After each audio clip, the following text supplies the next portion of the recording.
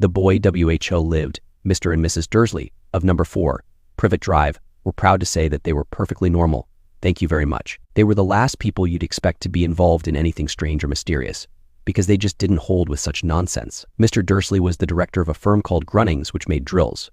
He was a big, beefy man with hardly any neck, although he did have a very large mustache. Mrs. Dursley was thin and blonde and had nearly twice the usual amount of neck, which came in very useful as she spent so much of her time craning over garden fences, spying on the neighbors. The Dursleys had a small son called Dudley, and in their opinion there was no finer boy anywhere. The Dursleys had everything they wanted, but they also had a secret, and their greatest fear was that somebody would discover it. They didn't think they could bear it if anyone found out about the Potters. Mrs. Potter was Mrs. Dursley's sister, but they hadn't met for several years. In fact, Mrs. Dursley pretended she didn't have a sister, because her sister and her good-for-nothing husband were as un-Dursleyish as it was possible to be.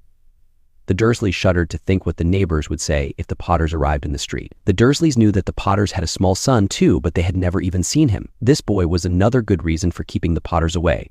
They didn't want Dudley mixing with a child like that. When Mr. and Mrs. Dursley woke up on the dull, gray Tuesday our story starts, there was nothing about the cloudy sky outside to suggest that strange and mysterious things would soon be happening all over the country. Mr. Dursley hummed as he picked out his most boring tie for work, and Mrs. Dursley gossiped away happily as she wrestled a screaming Dudley into his high chair. None of them noticed a large, tawny owl flutter past the window. At 8:30, Mr. Dursley picked up his briefcase, pecked Mrs. Dursley on the cheek, and tried to kiss Dudley goodbye but missed, because Dudley was now having a tantrum and throwing his cereal at the walls. "Little tyke," chortled Mr. Dursley as he left the house. He got into his car and backed out of number 4's drive. It was on the corner of the street that he noticed the first sign of something peculiar, a cat reading a map. For a second, Mr. Dursley didn't realize what he had seen, then he drowned to look again. There was a tabby cat standing on the corner of Privet Drive, but there wasn't a map in sight. What could he have been thinking of? It must have been a trick of the light. Mr. Dursley blinked and stared at the cat. It stared back. As Mr. Dursley drove around the corner and up the road, he watched the cat in his mirror. It was now reading the sign that said Privet Drive. No, looking at the sign, cats couldn't read maps or signs. Mr. Dursley gave himself a little shake and put the cat out of his mind. As he drove toward town, he thought of nothing except a large order of drills he was hoping to get that day. But on the edge of town, drills were driven out of his mind by something else. As he sat in the usual morning traffic jam, he couldn't help noticing that there seemed to be a lot of strangely dressed people about, people in cloaks. Mr. Dursley couldn't bear people who dressed in funny clothes, the get-ups you saw in young people. He supposed this was some stupid new fashion. He drummed his fingers on the steering wheel and his eyes fell on a huddle of these weirdos standing quite close by. They were whispering excitedly together.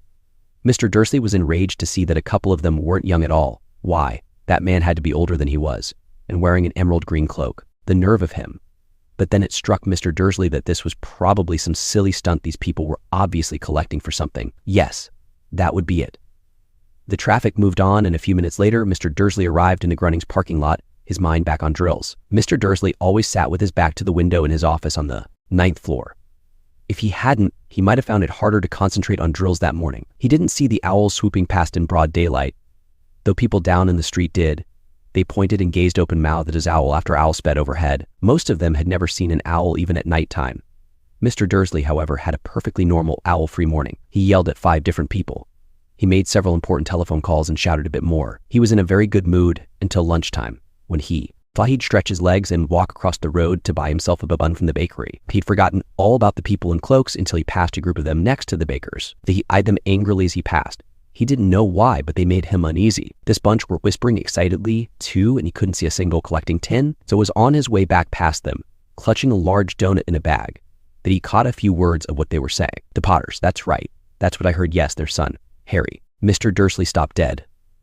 Fear flooded him. He looked back at the whisperers as if he wanted to say something to them, but thought better of it. He dashed back across the road, hurried up to his office, snapped at his secretary not to disturb him, seized his telephone, and had almost finished dialing his home number when he changed his mind. He put the receiver back down and stroked his mustache, thinking, no, he was being stupid. Potter wasn't such an unusual name. He was sure there were lots of people called Potter who had a son called Harry. Come to think of it, he wasn't even sure his nephew was called Harry. He'd never even seen the boy. It might have been Harvey or Harold. There was no point in worrying Mrs. Dursley.